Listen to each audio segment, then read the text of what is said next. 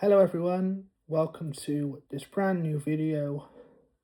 Now this video is going to primarily focus on the post-surgery aspect.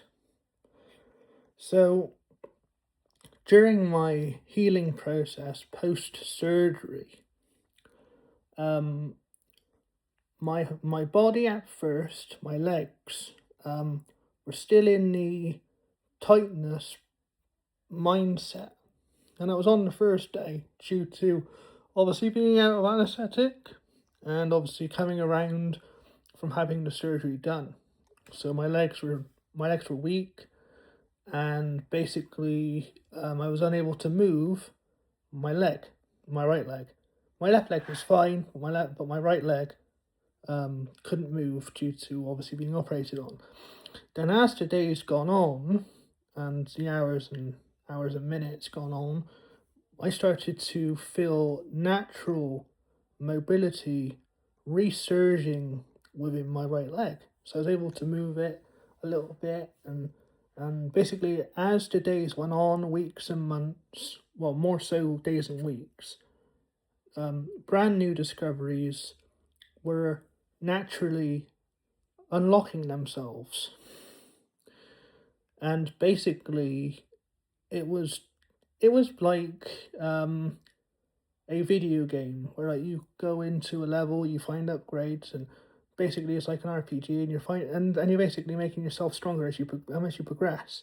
That's what it felt like. So the leg started out at very like zero, and as the days went on, it basically built up and up and up and up, and it came with already established capabilities prior to surgery, along with some brand new discoveries, which I have been documenting, like with videos and stuff. So, my first thing that I think is very important is post surgery is let time be your guide, and also let your body and mindset tell you when the time's right to basically try and adapt, and to try and discover what the surgery has basically brought. Because all of these milestones I've been doing, all of these fantastic discoveries, they came from me being in the right sort of mental state, and also my stamina. The first thing I discovered after the surgery concluded was, I can move my leg, which was fantastic. I can basically articulate it more further out without having any spasticity, neutralizing basically the mobility, being able to stretch out farther, alongside also my stamina, which I noticed a couple of days after, and that was standing in my life glider, and that was fantastic. Being able to stand for a bit more of a longer time due to the higher stamina level, from my 40% to my 60, I think it was, or 65, one of those. And as the days went on, new milestones basically just kept on coming, just kept on emerging, new and old. So again, listen to yourself, and also listen to your body, and try and basically let time be your friend. Because if you let time be your friend, the milestones will naturally come, and then you can say, I fancy doing this today, and then I also fancy doing this tomorrow. Or basically don't plan doing A, B, C, D, E, F, G. Just let that all happen naturally. Something else I would also say is rest up as much as you can, because then that will help the leg maintain maintain the strength, and also maintain the mobility aspect of the surgery's benefits.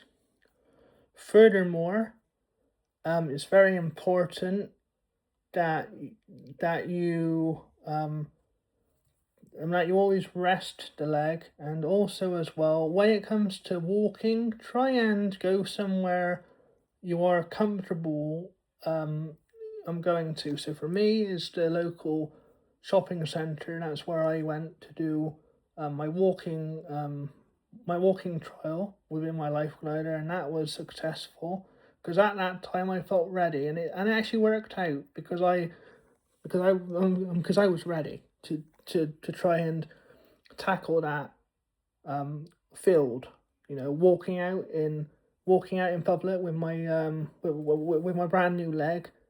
You know, because of the surgery, but basically just keep resting. I'm just basically give it time.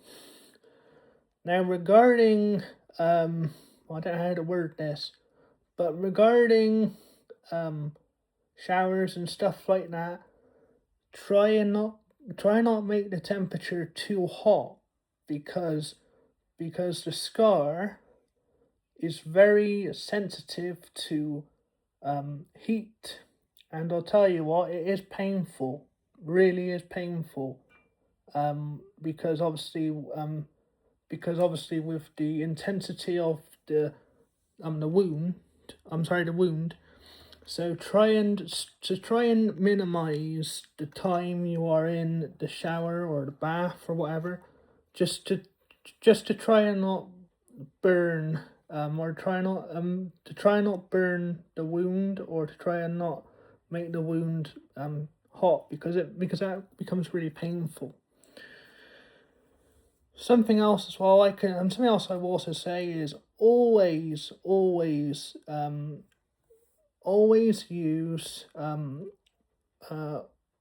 medical wet wipe to try and clean all the bacteria within the wound. As well, also try and get some dressings to try and keep the wound safe from infections and stuff.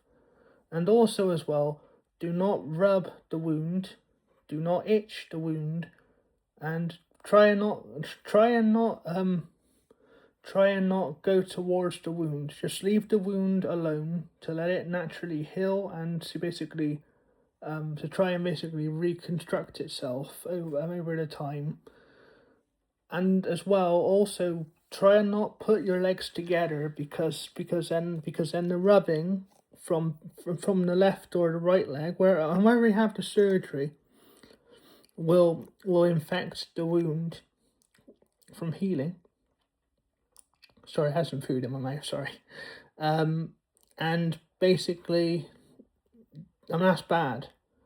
Try and get it checked as much as possible from, say, like your family members, or from a nurse or something, but try and keep try and keep logs and photographs, just in case if the wound seems alright one day, and then another day it doesn't seem quite right, and then you can also send that over to your surgeon or your doctor or whoever to say, look, this is what's happened. You know, to try and keep I'm trying to keep a picture diary.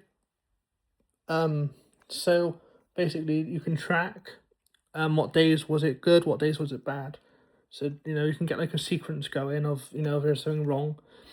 Something else as well is don't be too hard on yourself that things don't go right the first time. Just try and give yourself credit, because the surgery is a massive surgery, and I know it's like going in and just like I'm clipping the relevant nerve, but the surgery is massive. The benefits definitely weigh out all of the negatives, but do not be tough on yourself. Do not be hard on yourself that something that you wanted to do isn't happening first time.